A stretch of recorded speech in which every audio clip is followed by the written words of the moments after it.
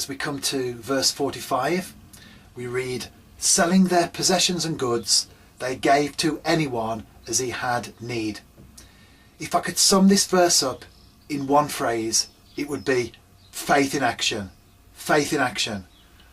I think that a true, genuine relationship with Christ has to come out. It can't be something that we keep to ourselves.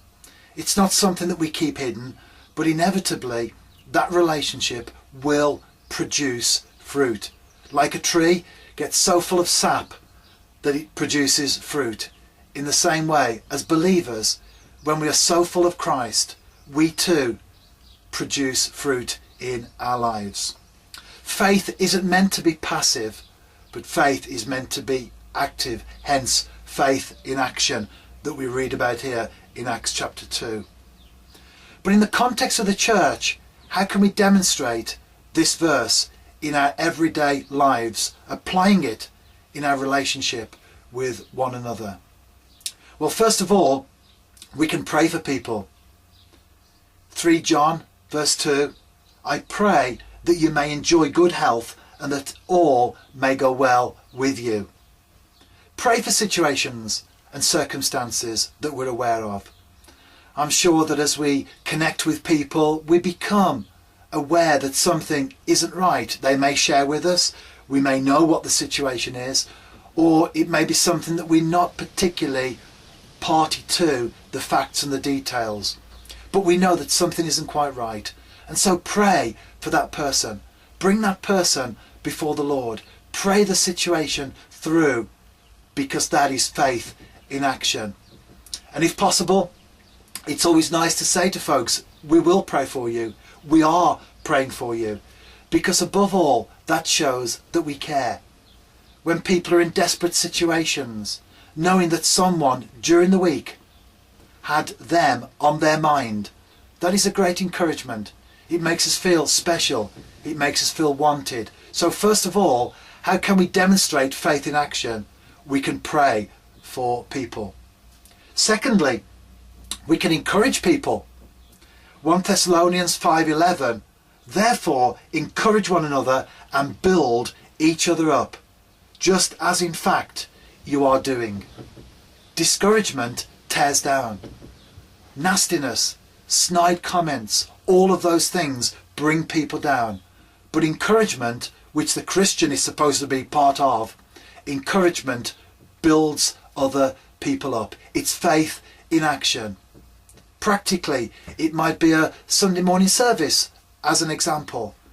We go to the person that preached, the person that played a guitar, the person that sang, the person that did something in church, and we say to them, well done.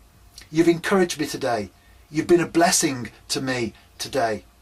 And that is faith in action, as we're bringing about positive qualities in other people's lives, highlighting them and encouraging them with the fact that they were a blessing to us.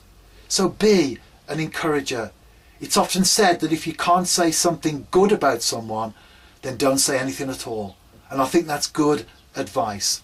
So be an encourager, but don't go over the top, because we don't want to falsely encourage people either. We don't want people to be built up beyond where they are. So be realistic as well at the same time. But above all, be an encourager. Encourage people. Get alongside folks and speak words of positive encouragement into their lives, into their situations. And thirdly, we can support people. Not only can we pray for them, encourage them, but also we can support people. James 2:15 and 16. Suppose a brother or a sister is without clothes and daily food.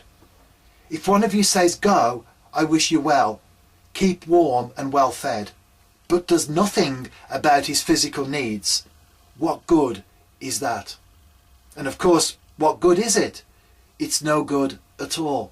There are times when we have to pray, times when we encourage, but there's also a time when we have to support, when we have to do something.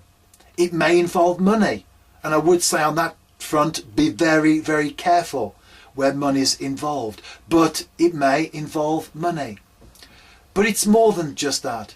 It may involve giving someone a lift. It may involve making your car available to someone for a particular time where they need help.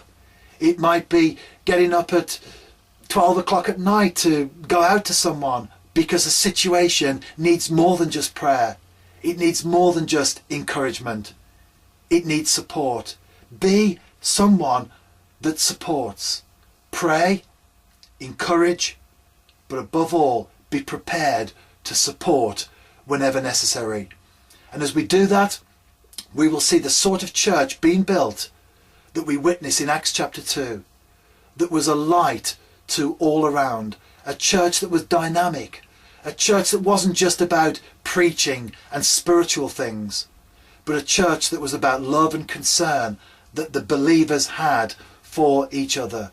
And that in many ways speaks louder than all the preaching, all the pulpit ministry that we could ever possibly do.